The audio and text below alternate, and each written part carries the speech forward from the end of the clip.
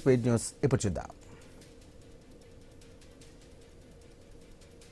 విజయవాడలో ఏఎస్ఎఫ్ ఆధ్వర్యంలో విద్యార్థులు ఆందోళన వ్యక్తం చేశారు. విద్యారంగ సమస్యలను పరిష్కరించాలంటూ కూడా ఆర్టీసీ వర్క్షాప్ రోడ్డున నిరసన వ్యక్తం చేశారు.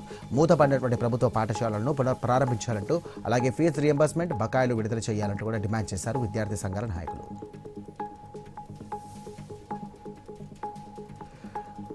నల్లకుంట ఫీవర్ హాస్పిటల్ చౌరసా వద్ద టిప్పర్ వాహనం ఫుట్పాత్ బైక్ తీసుకొచ్చింది. ఇక ఓ వ్యక్తి త్రుటిలో ప్రాణాపాయం నుండి కూడా తప్పించుకున్నాడు.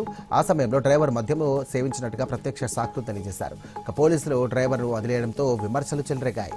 అధికారులు మళ్లీ వాహనాన్ని స్టేషన్కు రప్పించారు.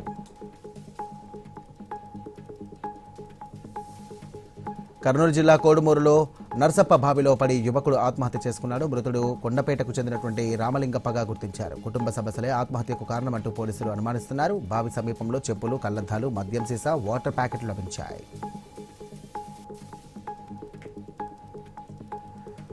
నంద్యాలలో పోలో యాప్ ముఠాను పోలీసులు అరెస్టు చేశారు. యువకులను నమ్మించి దోపిడీలకు పాల్పడుతున్నటువంటి 4 సభ్యుల ముఠాను అదుపులోకి తీసుకున్నారు పోలీసులు.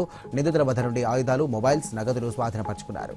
పవన్ కుమార్, నాగదర్శరథ్, అలాగే ఉమాకాంత్, హేమంత్లను అమాయకులను నమ్మించి కత్తులతో దాడి చేసి నగదు, సెల్ ఫోన్లు దోచుకుంటున్నారు.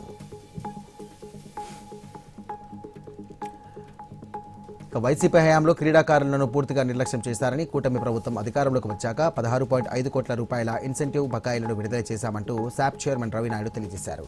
అర్హులైనటువంటి క్రీడాకారులకు ఉద్యోగ అవకాశాలు కల్పిస్తూ మెరుగైన క్రీడా విధానాన్ని అమలు చేస్తున్నట్టుగా పేర్కొన్నారు.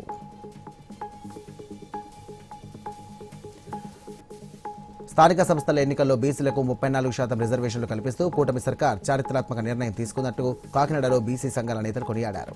సాంకేతిక ఇబ్బంది లేకుండా దీనికి చట్టబద్ధత కల్పించాలంటూ వారు ప్రభుత్వాన్ని కోరారు.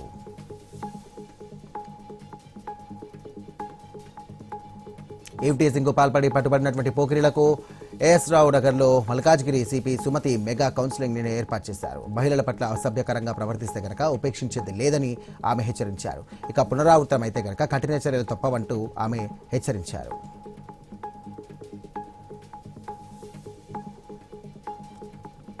హనుమకొండలోని కాళోజీ కళాక్షేత్రంలో ఈ నెల 21వ తేదీ నుండి 3 రోజుల పాటు దక్షిణ భారత ఆర్థోపెడిక్ వైద్యుల వర్క్షాప్ నిర్వహించనున్నారు. ఇక టోసా ఓయాసిస్ కాన్ 2026 పేరుతో జరిగే ఈ సదస్సుకు వివిధ రాష్ట్రాల నుండి సుమారు 1000 మంది వైద్య నిపుణులు హాజరు కానున్నారు.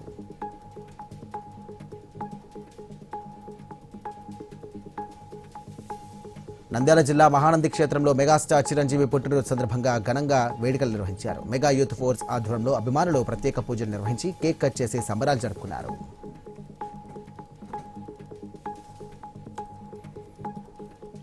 నెల్లూరు జిల్లా కావలిలో రాంగ్ రూట్లో వచ్చినటువంటి ట్రాక్టర్ బైక్ను ఢీకొట్టింది. ఈ ప్రమాదంలో చందు అని 20 ఏళ్ల యువకుడు స్పాట్లోనే మృతి చెందాడు. మరో ఇద్దరికి కూడా తీవ్ర గాయాలు కావడంతో ఆసుపత్రికి తరలించారు. పోలీసులు ఈ యాక్సిడెంట్పై కేసు నమోదు చేసి దర్యాప్తు ముమ్మరం చేశారు.